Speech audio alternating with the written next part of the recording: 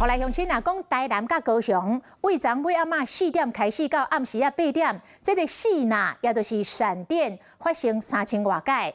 其中台南伫尾暗的5点至6点1点钟的时间，4呐是高达1295解。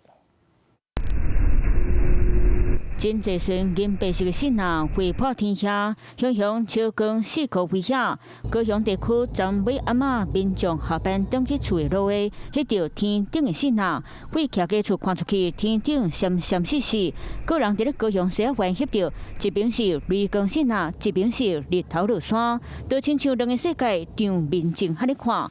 专家就解说，主要是受到高雄台南交界过道热对流发展的影响。由于对流发展的时候，在积雨云里面会有非常多的冰晶，那冰晶互相碰撞之后会产生电荷的分离，那分离之后会在云间产生一些放电的一个作用，所以也就是我们看到的闪电。那伫咧高雄、陕西那台南当地同一天嘛伫咧上大雨，到尾暗民众嘛看到闪电现象。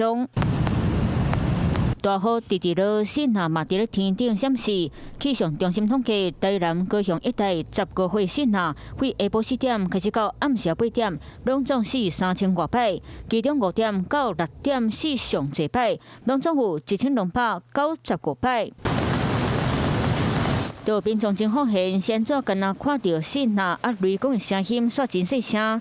专家就解说，因为15岁信啊是分钟放电，所以较听袂到雷公的声音。今明2天还是属于午后对流的一个天气哈，南部地区在午后还是比较容易有午后对流发生的机会。